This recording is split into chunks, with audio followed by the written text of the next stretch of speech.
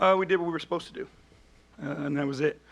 You know, to win a game on the road, to get home court was what we came here for. So we approached it with a business-like mentality and learned from the fourth quarter the other night, but we just did what we were supposed to do. I know you respect history and you weren't here for all what's come before you here, but understanding that this franchise hasn't won a playoff game in 18 years, to be a part of the group, your business isn't finished, but to be able to achieve that next step along the way, what does it mean? Again, we'll talk about that this summer.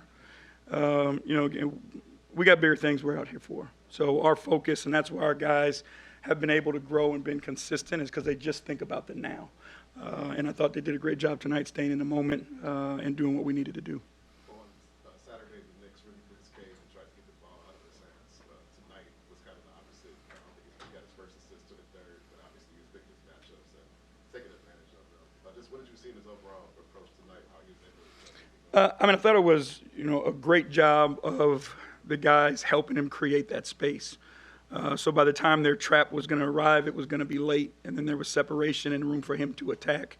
But he had his mind made up what he was going out to do tonight, and he was elite at it like he always is. Coach, to overcome, the collapse of Saturday and coming into this game without Isaiah Stewart, what can you share about this team's resiliency? Something that they have relied upon throughout this whole time. Yeah, it's the makeup of the men in the locker room, right? Like, we don't have guys who give in. We don't have guys who make excuses. We just have guys that show up every single day and lay it on the line for one another. And that's all you can ask for. It's a special group when, to a man, they don't want to let each other down. And so they're not going to let their own personal feelings get in the way of the job that they need to do for their teammate, for their brother, for their so that's just who we are, and we're fortunate to have guys with that type of character and that type of spirit. Thank you. Kind of we're going a little bit tough there at the end, but shorter, calm. Step up, hit that 3 for you. Speak to that moment. Yeah, I mean, he's played in so many big games, and then when you go back and watch his history, he's clutching big games. And we've talked about it early on when he got here. He's just fearless. There's no moment, there's no crowd, there's no noise that's too big or that's going to rattle him.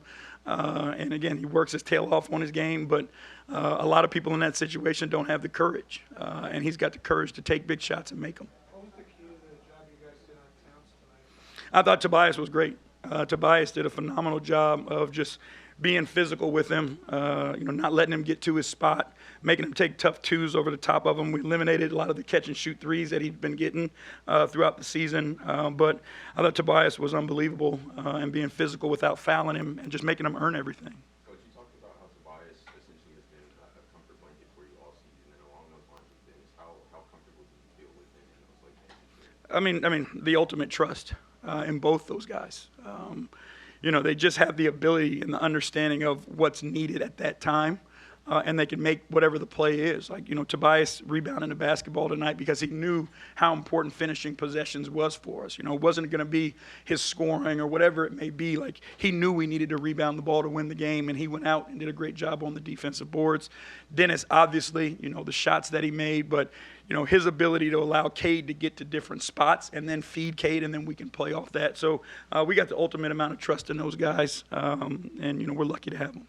How solid was your front court with Jalen Duren's performance tonight and also with PB? I mean, both of them were really, really good. I thought JD did a great job of setting the tone early. The rebound and dunk, I think, set the tone of where we were tonight and the amount of energy and effort that we needed to have and that we were going to play with. But I thought he was dominant in that painted area. And P. Reed was awesome. You got to give P. Reed credit, right?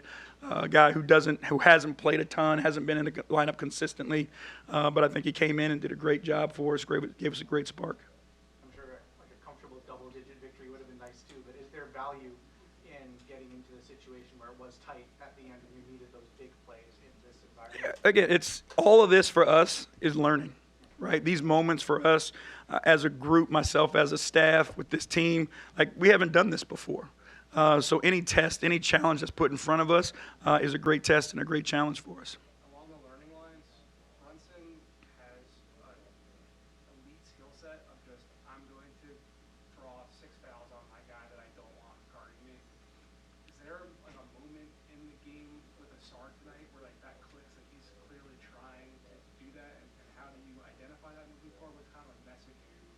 are you thinking to pass along to that young guy that haven't beaten that type of Well, I mean, just at all? there's time and place. You know, a lot of the stuff that happens in the backcourt is so open that it gives the referees, leaves them sometimes no choice but to call it. But we don't want to call him off. You know, he's got a job to do. He knows what his job is. You know, if it's not a SAR, it's Dennis. Like, we feel like we've got bodies that we can just keep throwing at him. And if the game is a physical game and we keep bumping, we keep bruising, you know, our aim is just to try to continue to wear guys down, right? We don't want to be on our heels because we're worried about foul calls. We need to be who we are, and we need to SAR to be who he is. And he's dogged on the defensive end of the floor. But again, there's some cheap ones we can find our way away from, but we want to continue to be physical. What did you think of just the way Cade managed the game tonight? He was elite. You know what I mean? Like, he is a superstar, and he played the game tonight as a superstar. And he did what he needed to do to help this team win. He understood, you know, how aggressive he needed to be on the offensive end of the floor. So he was going to go out and he was going to be aggressive. He also understood how important finishing possessions was. And he had 11 defensive rebounds. Like, that's knowing and understanding how to manipulate the game, but how to make winning plays, whatever your team needs in the moment. Coach, throughout this season, you talked about teaching and learning. What is it? What can you share about your ability to get the message across to players? Because there's not too many times we see players, you know, understand a message this fast and so soon. No, that's them. That has nothing to do with me, right? You know, coaches coach, we teach, we do our job, but if you're open to being taught and you're willing to listen and learn, and that's what these guys are, right? It's their willingness and want to improve and want to get better, that they go out, they listen to the messages from all the coaches. Like, our assistant coaches do a great job every single day watching film with the guys, working on their development. But it's their willingness, you know, to want to be coached and want to learn that makes our job easy.